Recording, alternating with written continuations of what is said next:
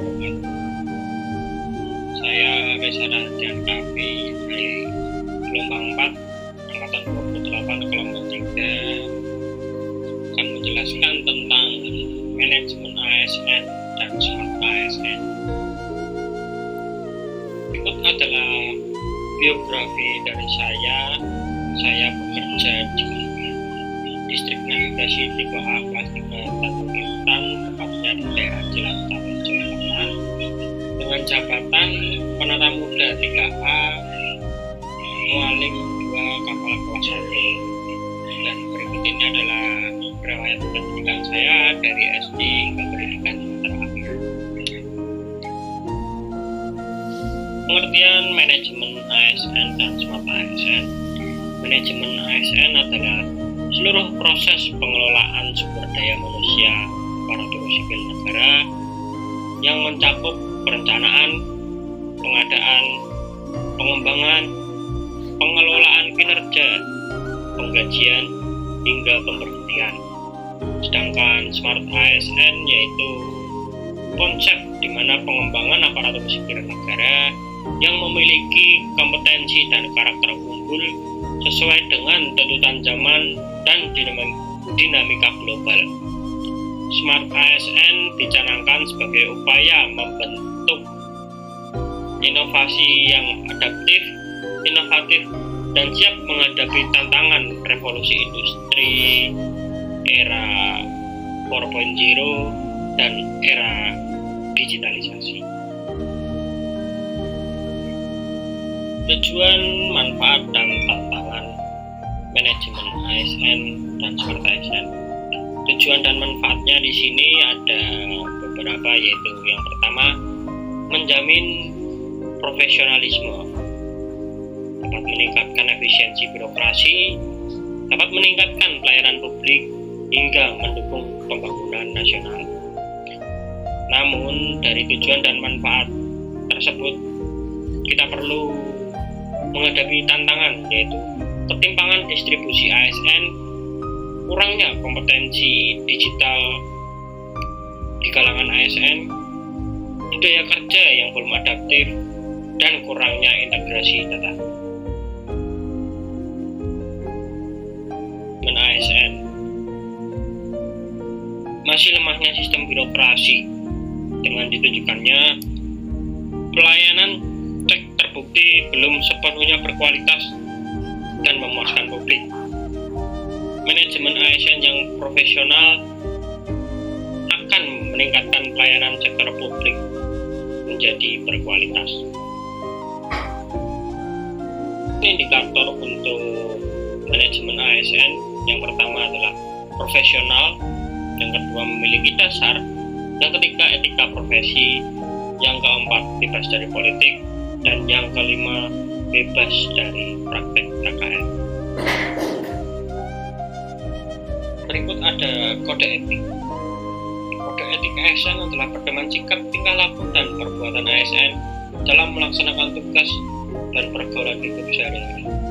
Dalam melaksanakan tugasnya, ASN harus berperilaku secara jujur, bertanggung jawab, dan berintegritas tinggi. ASN harus melaksanakan tugasnya dengan cermat dan disiplin. ASN harus melayani dengan sikap hormat, sopan, dan tanpa tekanan. ASN harus melaksanakan tugasnya sesuai dengan perintah atasan atau tidak melanggar peraturan perundang-undangan dan etika pemerintahan.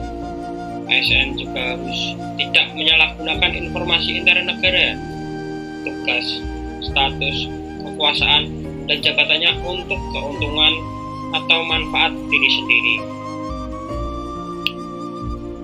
ASN juga mendapatkan hak dan kewajiban. Hak sebagai ASN yaitu ada gaji, cuti, tunjangan, perlindungan, pengembangan kompetensi, dan jaminan pensiun. Adapun kewajiban sebagai ASN yaitu setia kepada negara, menjaga kesatuan NKRI, melaksanakan kebijakan pemerintah, menunjukkan integritas, melaksanakan tugas dan tanggung jawab, menyimpan rahasia jabatan, serta bersedia ditempatkan di seluruh wilayah NKRI. sistem merit.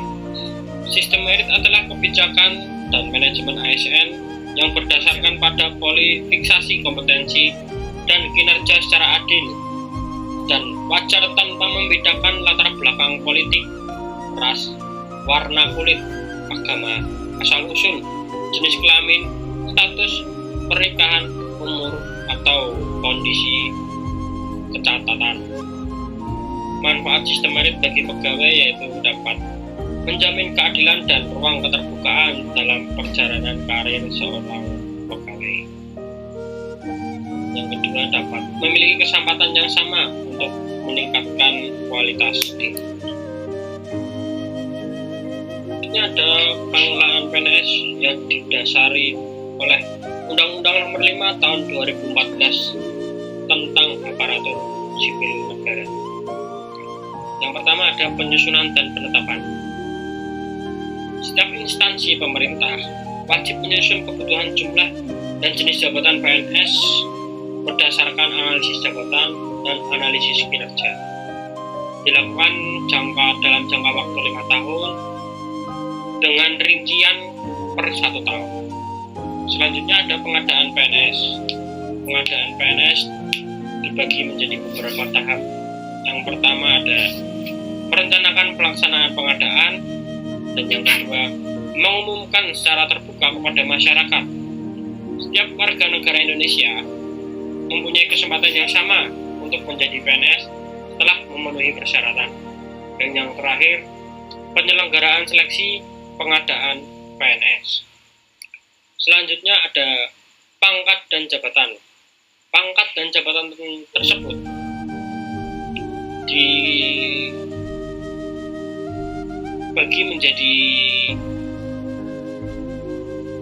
3. Yang pertama berdasarkan kompetensi, kualifikasi, dan persyaratan yang dibutuhkan. Selanjutnya ada pengembangan karir. Setiap PNS berhak mendapatkan pengembangan karir yang didasari oleh kualifikasi, kompetensi, penilaian kinerja, baik atau buruknya PNS tersebut, kebutuhan instansi, integritas, dan moralitas. Selanjutnya ada promosi. Promosi juga didasari berdasarkan kompetensi, kualifikasi, persyaratan yang dibutuhkan oleh jabatan, penilaian atas kinerja, kepemimpinan, kerjasama, dan pertimbangan dari tim penilai kinerja PNS. Selanjutnya ada mutasi. Mutasi bisa dilakukan satu instansi maupun antar instansi pusat ataupun satu instansi daerah, antar instansi daerah, antar instansi pusat, dan instansi daerah, perwakilan NKRI di luar negeri. Selanjutnya ada penilaian kinerja PNS yang didasari oleh objektivitas pembinaan PNS, memperhatikan target, capaian, hasil, dan manfaat yang dicapai serta perilaku PNS. Yang ketiga, disampaikan kepada tim penilai kinerja PNS serta dijadikan sebagai persyaratan. Selanjutnya ada penggajian dan tunjangan. PNS mendapatkan hak yaitu gaji, tunjangan kinerja, dan tunjangan kemahalan bagi PNS yang ditempatkan di daerah PKT. Selanjutnya ada penghargaan. Penghargaan diberikan tanda hormat, kenaikan pangkat, kesempatan prioritas untuk pengembangan kompetensi, kesempatan menghadiri acara resmi atau kenegaraan. Selanjutnya ada disiplin. Disiplin mentaati tata tertib maupun hukuman disiplin. Hukuman disiplin di sini yaitu ada pemberhentian dengan hormat maupun pemberhentian tidak dengan terhormat. Dan juga ada pemberhentian sementara. Jaminan pensiun. Jaminan pensiun dan jaminan hari tua, yaitu mendapat atas dasar meninggal dunia, atas permintaan sendiri atau pensiun dini, mencapai batas usia pensiun, perampingan organisasi, tidak cakap jasmani ataupun rohani. Pengelolaan P3K. Pengelolaan P3K ini kurang lebih hampir sama dengan pengelolaan PNS, tapi ada sedikit yang membedakan.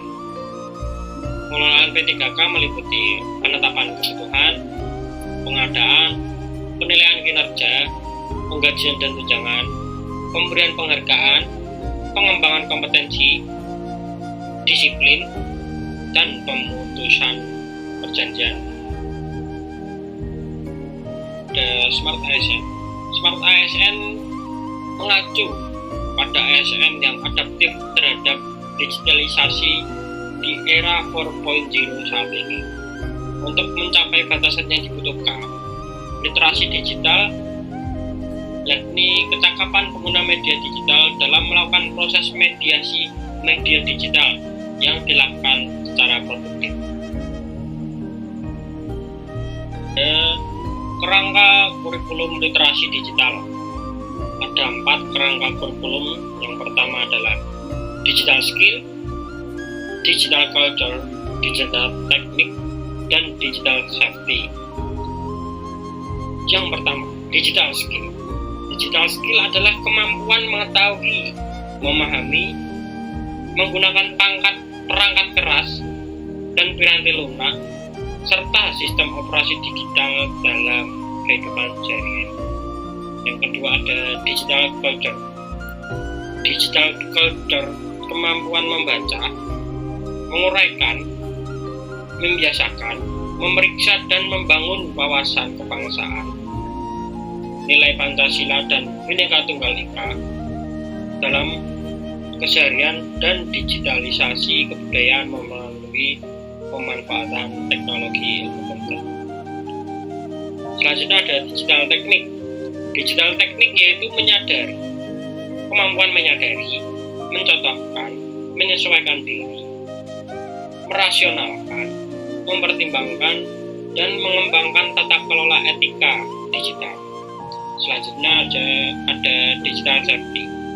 Digital safety adalah kemampuan mengenali, mengelompokkan, menerapkan, dan menganalisis kesadaran perlindungan data pribadi dan keamanan digital dalam kehidupan sehari-hari.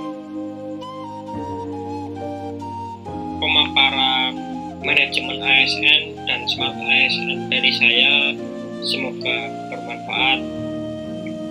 Wassalamualaikum